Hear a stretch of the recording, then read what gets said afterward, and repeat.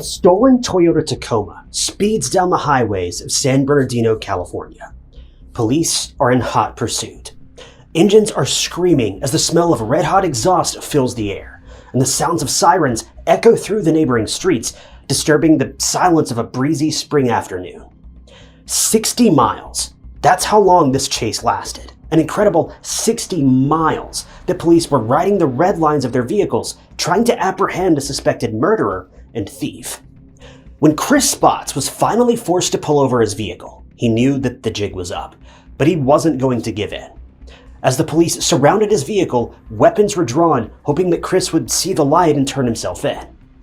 A loud pop rang out from the front seat of the Tacoma. The police officers knew that their chances of taking Chris in for questioning were gone. All they wanted to do was question him about the disappearance of a local actress, Adea Shabani. But how could a seemingly ordinary spring afternoon have turned into all this?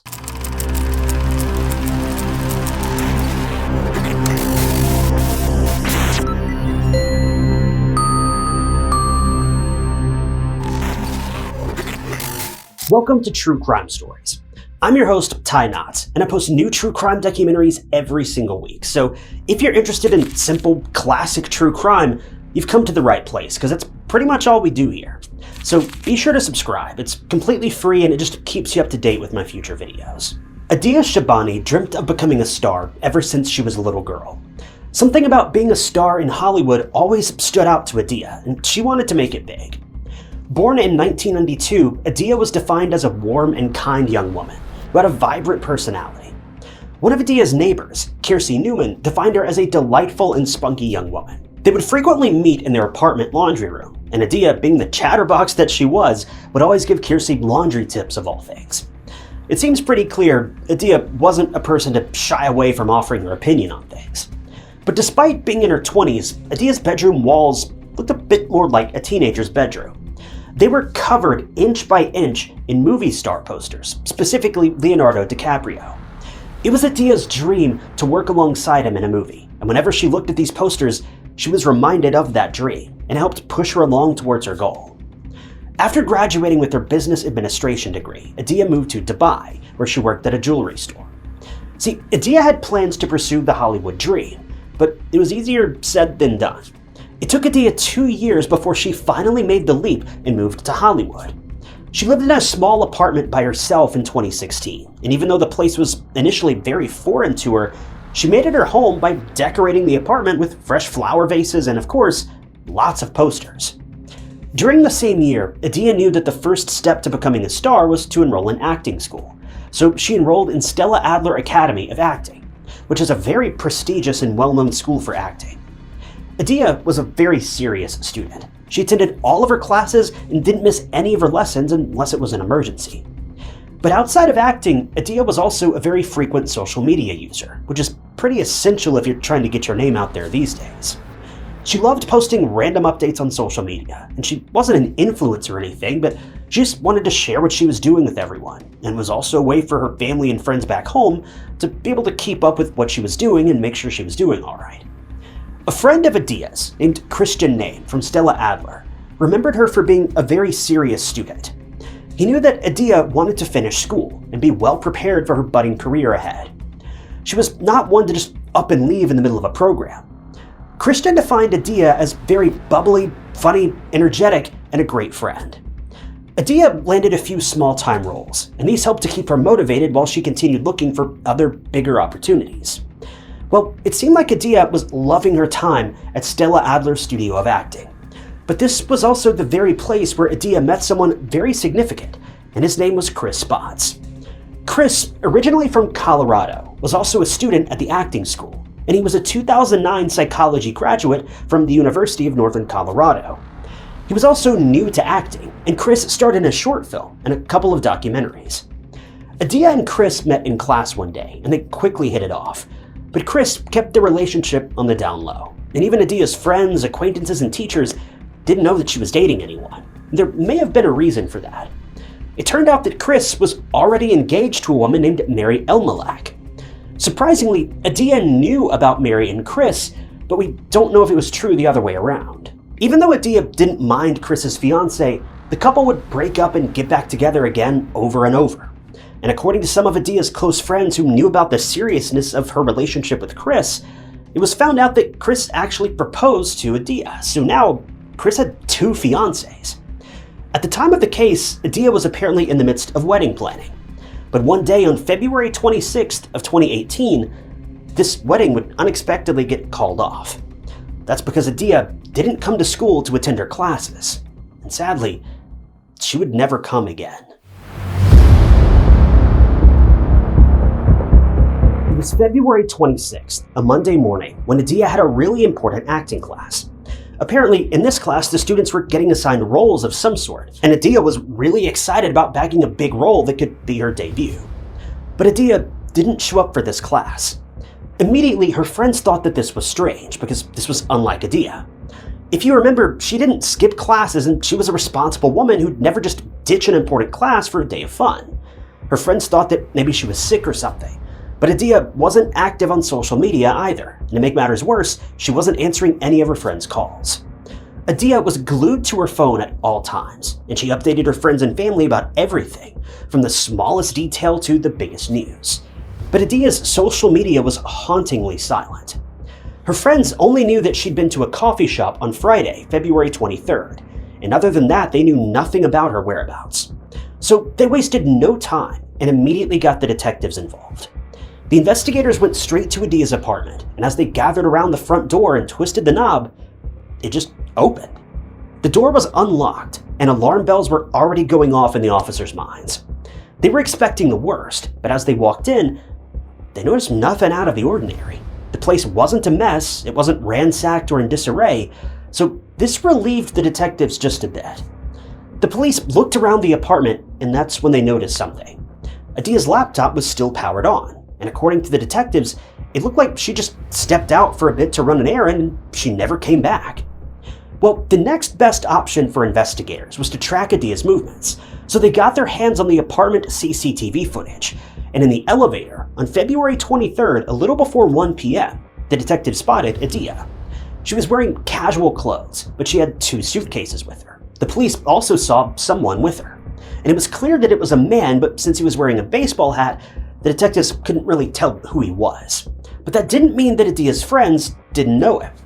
Turns out that this was none other than Chris Spots, Adea's on and off again boyfriend turned fiancé. Suspiciously, Adea's phone activity showed that it was turned off shortly after she left her apartment with Chris.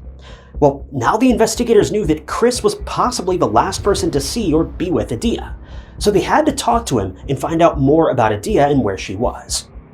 When the detectives talked to Chris, he was cooperative with them. He admitted that he did pick up Adea on Friday, and when asked why, Chris proceeded to tell the police that he and Adea were going to Northern California to his father's house for a weekend getaway.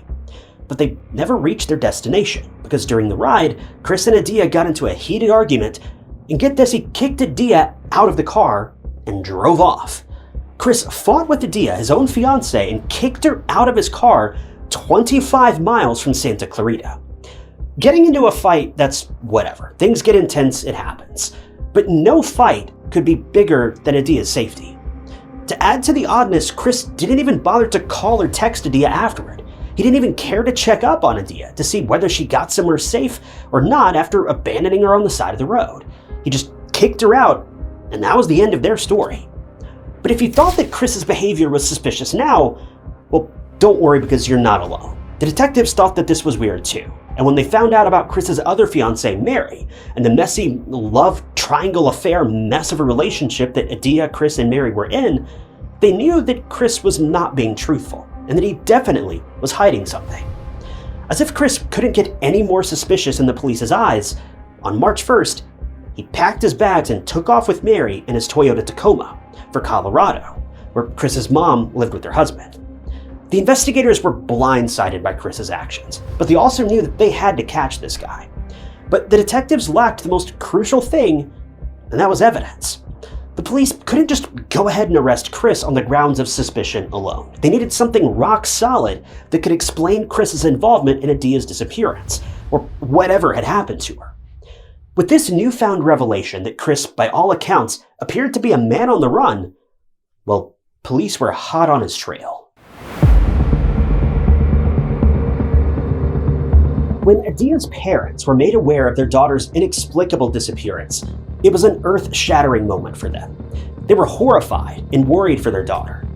They first got that weird feeling that something was wrong when Adea hadn't called them since February 23rd. And now, to know that she'd gone missing, Adea's parents couldn't just sit and wait around thousands of kilometers away. So Adea's mom booked the first flight to Los Angeles, and she walked from one place to another with missing person flyers in hand. She was so worried for her daughter, and she just wanted to find her safe and sound. Adea's mom was also accompanied by volunteers, and they helped put out flyers everywhere, and there were even ground searches, but they all ended in vain with no clues. Adea's mom even announced a $25,000 reward for any information on Adea, her whereabouts, or any developments in the case. The police, along with volunteers, searched the wooded areas of California too, but they couldn't find anything. It was as if Adea had just been swallowed up by the earth without a trace. The detectives also checked Adea's phone in the meantime for any alarming messages or calls, and they did find something, and it showed that Chris and Adea's relationship was holding on to its last threads. See, Chris and Adea were on and off because they constantly argued with one another. Even though Adea knew about Chris's fiancée, Mary, and was okay with that arrangement in the beginning, it didn't take a genius to realize that this love triangle or affair or whatever you want to call it was causing a major rift in Chris and Adea's relationship. They would fight, break up, get back together, and there were multiple instances where Chris stole Adea's phone. Whether it was after a heated argument or something else, Adea would wake up to find her phone gone. Whenever she tracked it on her laptop, it was always with Chris.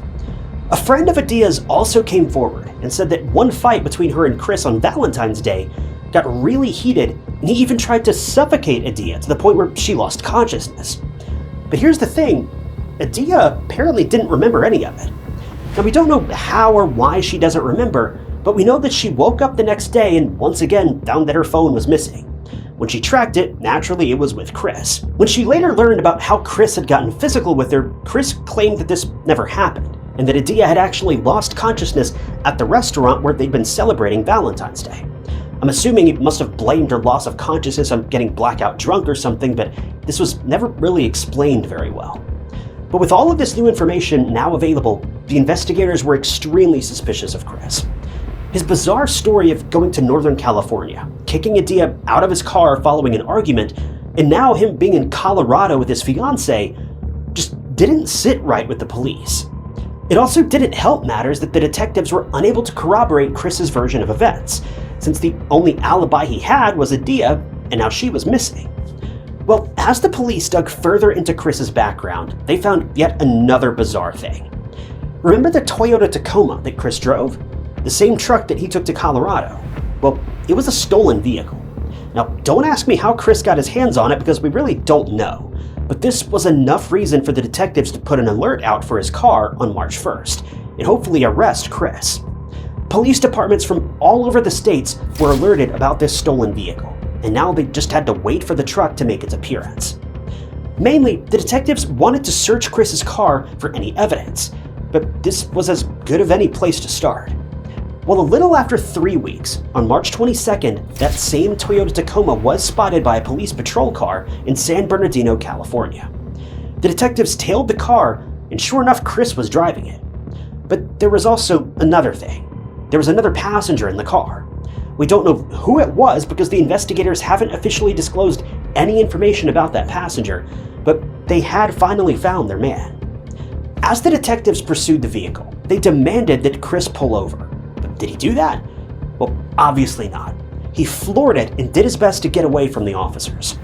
The situation quickly devolved into what can only be described as a scene from an action movie.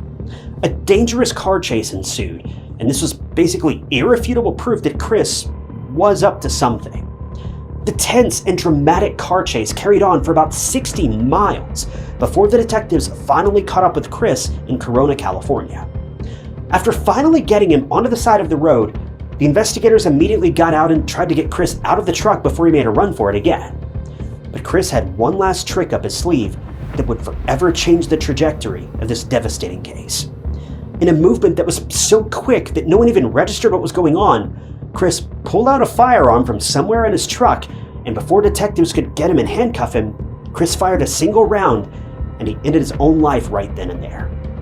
If he had any information on Adea's disappearance or had anything to do with what happened to Adea, sadly, the police and Adea's worry-struck family would never know, because with one swift move, Chris was gone. Chris's single, detrimental action completely changed the course of this investigation. The detectives were left horrified.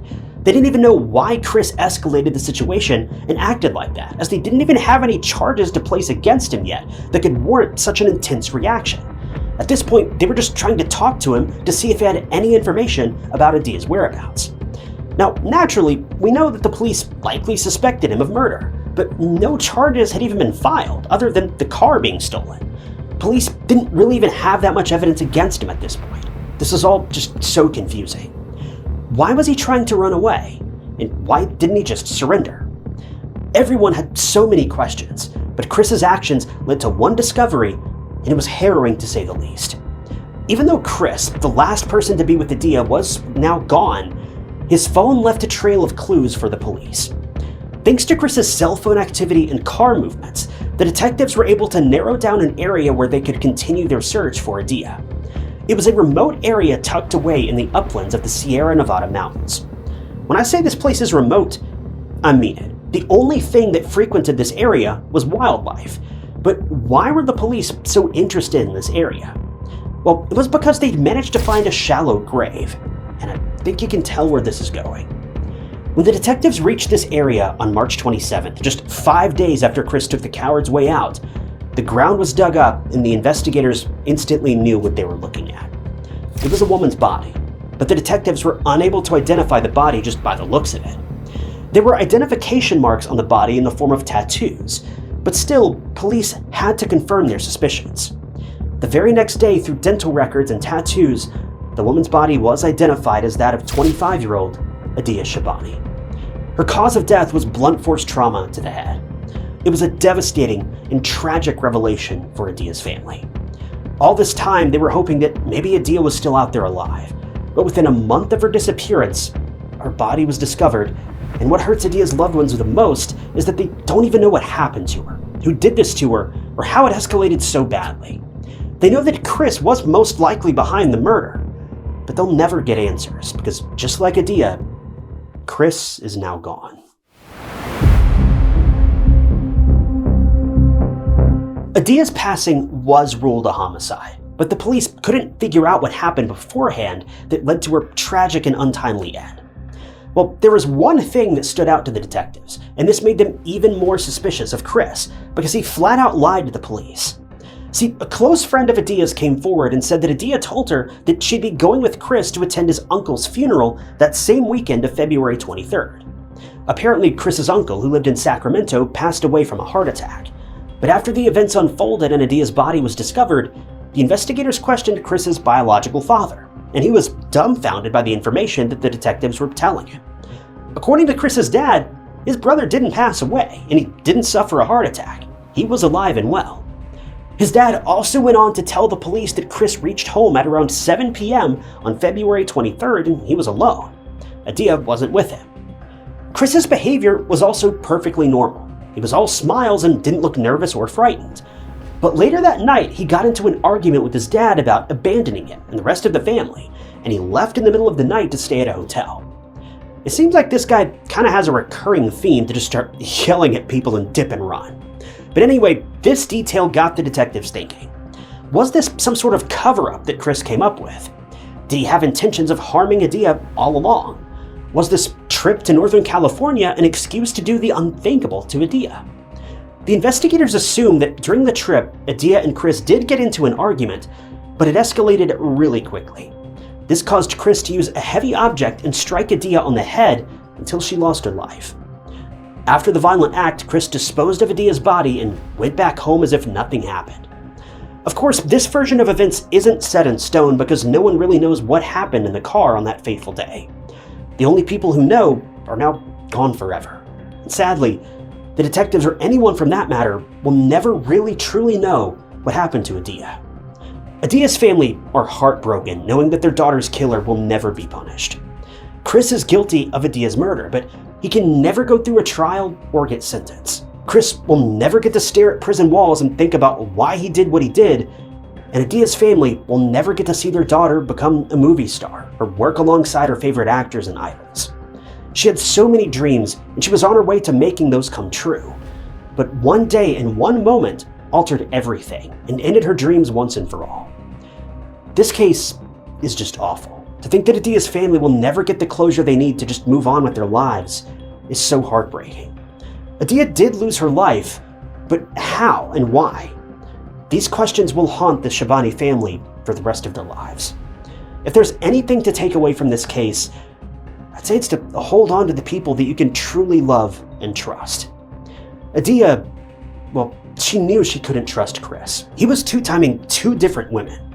A lot of times, when we meet people like this, it's easy to think, maybe I'll be the one to change him or her, or maybe I'll be the one that they don't lie to or sneak around on. But this is rarely, if ever, the case. Guys, don't let yourselves be pulled down by untrustworthy people. If you can't be your whole, full self around others and know that they accept you for who you are, and know that they're going to, without a doubt, be with you through thick and thin, then what are we doing? Scummy people just aren't worth your time. And I wish Adea would have been able to figure that out sooner.